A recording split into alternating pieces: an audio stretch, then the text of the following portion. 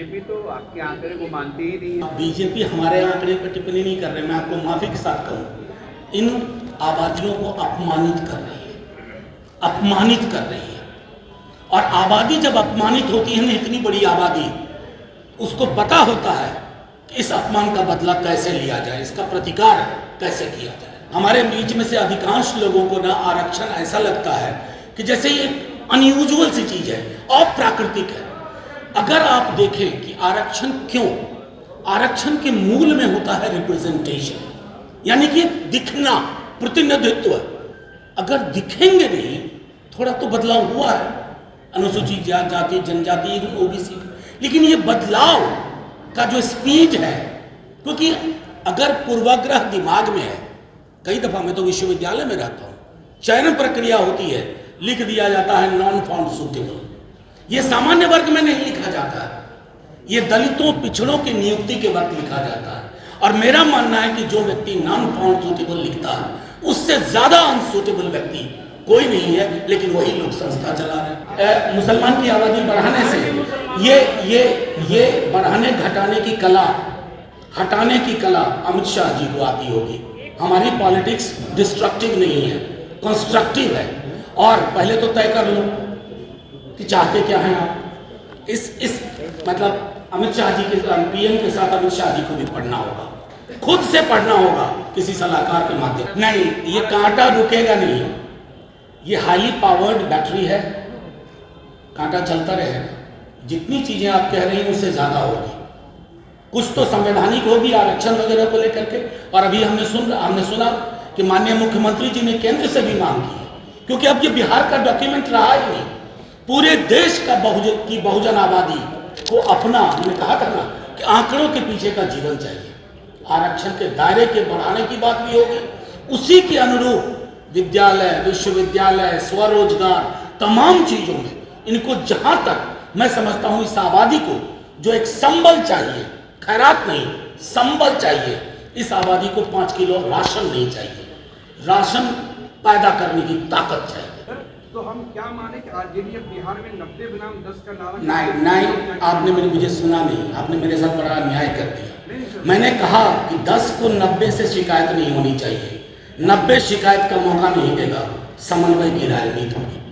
कहाँ योगी जी, कहाँ मैं, उनकी वो फितरत है, मेरी फितरतों में शामिल है। 2 अक्टूबर गांधी जयंती के दिन आंकड़े आए थे, नंबर्स। आज आंकड़ों के पीछे का जीवन आया है। वो आंकड़े जो कहीं 3, कहीं 5, कहीं 17, कहीं 18 थे, उन आंकड़ों के पीछे की जिंदगी क्या है, उसकी हकीकत क्या है, आज वो सब उजागर हुआ।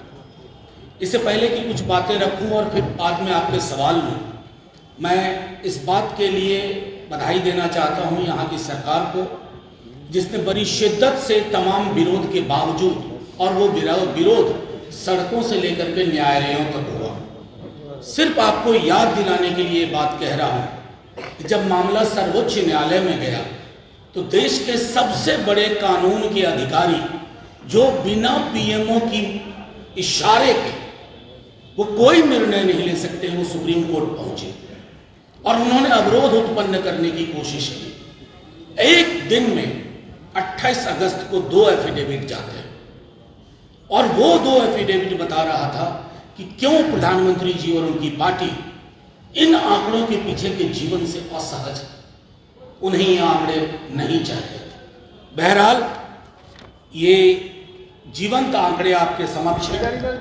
जीवंत आंकड़े आपके समक्ष हैं। चेहरा इसका चाहिए, मेरा नहीं। ये आंकड़े देश भर में होते तो बेहतर होता, लेकिन हमारे राज्य में, और इसने पूरी कहानी बता दी है हमारे विकास की। इसने पूरी कहानी बता दी है कि वंचित और पिछड़े क्यों हर जगह वंचित किए जा रहे हैं, बहिष्कृत किए जा रहे हैं। इसने ये बता दिया है, जो कई हमारे साथी कहते थे हमारा अंक इतना कम क्यों है।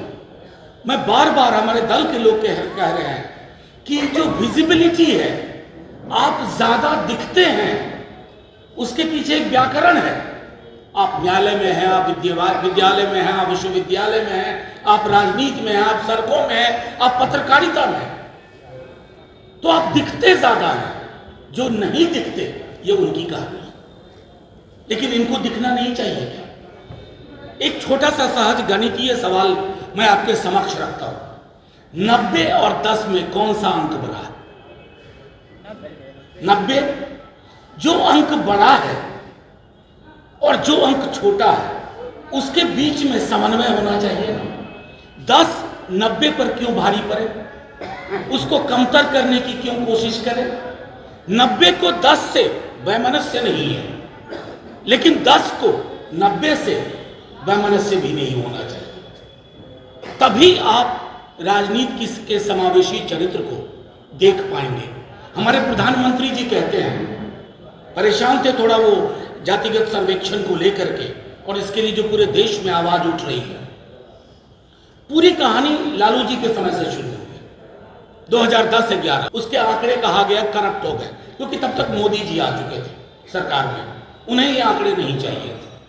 फिर तब के नेता प्रतिपक्ष तेजस्वी जी और आपके डिप्टी सीएम और तब के मुख्यमंत्री, जो आज भी मुख्यमंत्री है, ने फैसला लिया सामूहिक रूप से। इस फैसले से परेशानी हुई बीजेपी को, तो प्रधानमंत्री जी कहते हैं गरीबी की कोई जाति नहीं होती। ये सुनने में बहुत अच्छा लगता है, लेकिन प्रधानमंत्री जी, बिहार सरकार आपको ये रिपोर्ट भेजेगी। गरीबी की जाति कैसे होती है, आपको ये रिपोर्ट पढ़ना होगा। सिर्फ सुनने में कोई बात अच्छी लगे, फिल्मी अंदाज में बोला जाए, तो उसका प्रभाव पड़ेगा, ये आवश्यक नहीं है। आप देखिए कि ऐसा क्यों है कि खपड़े और झोपड़ी में रहने वाले लोग आज भी 40% से लेकर के 70% तक पिछड़े, अत्यंत पिछड़े या दलित हैं। सरकारी नौकरियों में नगण्य हैं 1%, 1.5%। ग्रेजुएट्स कौन, किस जाति से हैं? आप देखिएगा संख्या 2%, दहाई नहीं पहुंचती है पिछड़ों, अत्यंत पिछड़ों, दलितों में। मैं तो बड़ी बात भी नहीं कह रहा हूं कि मंत्रिमंडल, केंद्रीय मंत्रिमंडल, केंद्रीय संस्थान, मैं तो वो चीजें दिखाना चाहता हूं इस रिपोर्ट के माध्यम से। माननीय साथियों, जिस रिपोर्ट को प्रधानमंत्री जी को पढ़ना चाहिए, पढ़ना ही नहीं चाहिए, इसके आधार पर अपने फैसले लेने चाहिए। गरीबी अमीरी, मैं कुछ चैनल्स को भी देख रहा हूं कि फलानी जाति में इतने प्रतिशत गरीब हैं। आपको यह बताना चाहिए उस जाति में जितने प्रतिशत गरीब हैं उतने प्रतिशत अमीर, पिछड़े, दलितों और अत्यंत पिछड़ों में है भी नहीं। दहाई का आंकड़ा नहीं छूते हैं। तो अभी भी इस आंकड़े को मैं आग्रह करूंगा तमाम लोग गले लगाएं, क्योंकि मैं देख रहा था कि अमित शाह जी आए थे 2-3 दिन पहले दिल्ली, पटना, मुजफ्फरपुर, वहां उन्होंने बयान दिए, ये बढ़ा दिया, वो बढ़ा दिया। देश का गृह मंत्री अगर इस तरह से बोले तो फिर क्या अपेक्षा करते हैं? हमारे प्रदेश अध्यक्ष जी बहुत अच्छी बात कह रहे थे कि अगर किसी को लगता है कि मेरे साथ अन्याय हुआ, आवेदन दीजिए, वैसे 25 लोगों के आवेदन लीजिए। लेकिन जैसे अब बिहार की गरीबी का ही आंकड़ा, तो जो मल्टी डायमेंशनल पॉवर्टी इंडेक्स जिसको कहते हैं बहुआयामी गरीबी का जो एक सूचकांक होता है, उसमें जितनी गरीबी दिखाई गई है कमोबेश इसमें वही है 33.78 और 34। 33.78 को राउंड अप करिएगा तो वो 34 होता है। तो आप लोगों के माध्यम से मैं इसलिए ये चीजें कह रहा था कि लोगों के बीच में गरीबी है, और वो लोग वैसे लोग हैं जिनके हिस्से में रोशनी नहीं आई, और वो रोशनी आनी जरूरी है। राष्ट्रीय जनता दल का मानना है कि आरक्षण के दायरे को फौरी तौर पर 70% किया जाए, और उसी अनुपात में आप रिविजिट करिए SC/ST रिजर्वेशन को भी, क्योंकि बार बार लोग कहते हैं ना कि अरे सबका विकास होगा, तो कहां हुआ, क्यों नहीं दिखते हैं? क्या उन्हें दिखना नहीं चाहिए? क्या उनकी मौजूदगी नहीं होनी चाहिए? अगर उन्हें दिखना चाहिए, उनकी मौजूदगी होनी चाहिए, तो आपको इस दायरे को बढ़ाना होगा, क्योंकि इसमें अब कोई संवैधानिक अड़चन भी नहीं है। मैं उद्धृत करना चाहता हूं माननीय सर्वोच्च न्यायालय का। जब 10% EWS पे उनकी जिरह हो रही थी तो उन्होंने कहा कि अब इंदिरा साहनी जजमेंट और बालाजी जजमेंट का कोई मतलब नहीं है क्योंकि सीलिंग क्रॉस हो गई है। 49.5 को आपने 59.5 कर दिया। जब इतना बड़ा दस्तावेज आया, जिस दस्तावेज में ये बताया जा रहा है कि सरकारी क्षेत्र में क्या हालात, गैर सरकारी यानी कि प्राइवेट संगठित क्षेत्र में अगर पिछड़ों, दलितों और अत्यंत पिछड़ों को कोई नौकरी मिल रही है, जिसे नौकरी नहीं कहेंगे आप, वो दिहाड़ी मजदूरी है। उनकी आबादी दिहाड़ी मजदूरी में है, न कि संगठित क्षेत्र में, प्राइवेट में भी या सरकारी में।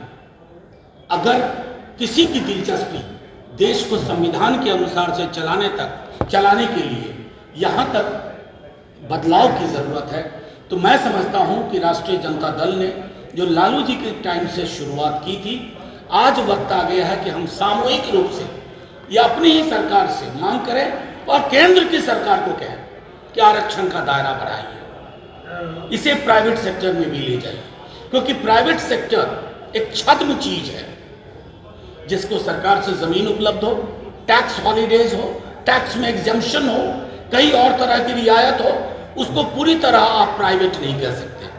और अगर इन चीजों के ढांचे के आधार पर मैं समझता हूं कि प्रधानमंत्री जी अपना पूर्वाग्रह त्याग दें, जातिगत जनगणना की मांग करना, उसके आधार पर आरक्षण बढ़ाने की वकालत करना, यह जातिवाद नहीं है। इसको रोकने की कोशिश करना भयंकर घोर जातिवादी राजनीति।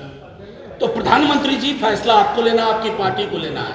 घोर जातिवादी चरित्र की राजनीति करनी है या समावेशी चरित्र की राजनीति करनी है, जिसमें आपके विकास के नक्शे में हर व्यक्ति, हर समूह दिखे, जो आज तक मैं समझता हूं कि दिख नहीं रहा। कई तरह के मिथक भी टूटे हैं। हम आखिरी एक टिप्पणी करके खत्म करूंगा। कई तरह के मिथक टूटे हैं दिल्ली में, फलाने जगह, यहाँ भी, कि अरे यादव, गुरमी, इन लोगों ने सब ले लिया वगैरह वगैरह। ये आंकड़ा पढ़ लीजिए, ये कलई खोल दे रहा है। वही ने कहा कि जो दिखाया जाता है वो सच नहीं होता, और जो दिखता है उसका आंकड़ा बड़ा नहीं होता, जो नहीं दिखता है उसका आंकड़ा बड़ा होता है। 90 को 10 से दुश्मनी नहीं है, समन्वय की राजनीति होगी, लेकिन 10 को भी ये स्वीकार करना होगा कि 90 की हकीकत को सबसे पहले एड्रेस करने की जरूरत है, उसको संभालने की जरूरत है, उसको आधार देने की जरूरत है। भूमिहीनों का आंकड़ा देखिए, मतलब मैं इसमें से कुछ आंकड़े आपके समक्ष ला रहा हूं। ये डॉक्यूमेंट हमको लगता है संभवतः कल तक उपलब्ध हो जाएगा पब्लिक डोमेन में। ये हर व्यक्ति पढ़े, हर पार्टी पढ़े, गढ़े और अपने समाज की बनावट और बुनावट उस हिसाब से तय करे, अन्यथा इतिहास आपको गुनहगार समझेगा, माफ नहीं करेगा। हमारे बीच में से अधिकांश लोगों को ना आरक्षण ऐसा लगता है कि जैसे ये अनयूजुअल सी चीज है, अप्राकृतिक है। अगर आप देखें कि आरक्षण क्यों, आरक्षण के मूल में होता है रिप्रेजेंटेशन, यानी कि दिखना, प्रतिनिधित्व। अगर दिखेंगे नहीं, थोड़ा तो बदलाव हुआ है अनुसूचित जाति, जनजाति, ओबीसी, लेकिन ये बदलाव का जो स्पीड है, क्योंकि अगर पूर्वाग्रह दिमाग में है, कई दफा मैं तो विश्वविद्यालय में रहता हूं, चयन प्रक्रिया होती है, लिख दिया जाता है नॉन फाउंड सूटेबल। ये सामान्य वर्ग में नहीं लिखा जाता है, ये दलितों, पिछड़ों की नियुक्ति के वक्त लिखा जाता है। और मेरा मानना है कि जो व्यक्ति नॉन फाउंड सूटेबल लिखता है, उससे ज्यादा अनसूटेबल व्यक्ति कोई नहीं है, लेकिन वही लोग संस्था चला रहे हैं। बीजेपी तो आपके आंकड़े को मानती ही नहीं है। बीजेपी हमारे आंकड़े पर टिप्पणी नहीं कर रहे, मैं आपको माफी के साथ कहूँ, इन आबादियों को अपमानित कर रही है, अपमानित कर रही है। और आबादी जब अपमानित होती है ना, इतनी बड़ी आबादी, उसको पता होता है कि इस अपमान का बदला कैसे लिया जाए, इसका प्रतिकार कैसे किया जाए। एक आंकड़ा और पूरा कंफ्यूजन करा है कि 1.21% आपके सरकारी आंकड़े ने कहा कि पलायन हुआ है। क्या इसको सही है? क्योंकि अभी छठ आने वाला है, लगातार ट्रेनें जो है यहाँ से जा रही है लोगों को लाने की। अब पहले तो 1.2% बिहार की आबादी का कितना हुआ, हमको ये बताइए निकाल कर। नहीं बताइए, 1 करोड़, 1 करोड़ की आबादी में अगर 50,000 से 1 लाख भी आएंगे आपके यहाँ छठ में, तो भीड़ तो दिखेगी ना। और इसलिए हम लोग ट्रेन की संख्या बढ़ाने की मांग करते हैं। देखिए, इस आंकड़े को मैंने एक उदाहरण से समझा दिया, मल्टी डायमेंशनल पॉवर्टी इंडेक्स। वो जो नीति आयोग का आंकड़ा है और जो यहाँ का आंकड़ा है, दोनों में साम्य है। दूसरा, मैंने आपको ये बताया कि कई लोग जो कहते हैं हमारा कम करके दिखा दिया, साहब वो बात नहीं है।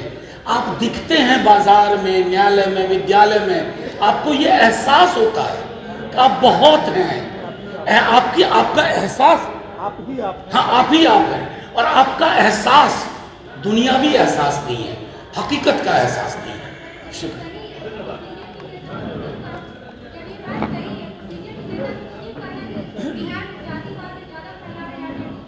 मैं पता नहीं आप बिहार में रही होंगी, बिहार की हैं नहीं, मैं नहीं जानता। जातिवाद को समझने के लिए प्रधानमंत्री जी को एक किताब पढ़ लेनी चाहिए। अंबेडकर साहब की है, एनिहिलेशन ऑफ कास्ट। वो पढ़ते नहीं हैं और उनके सलाहकार उनको लिख के देते हैं, कुछ भी बोल जाते हैं कि जाति सर्वेक्षण से जातिवाद बढ़ेगा। यानी कि आप गाय बैल का सर्वेक्षण करते हैं, गाय बैलवाद बढ़ जाता है।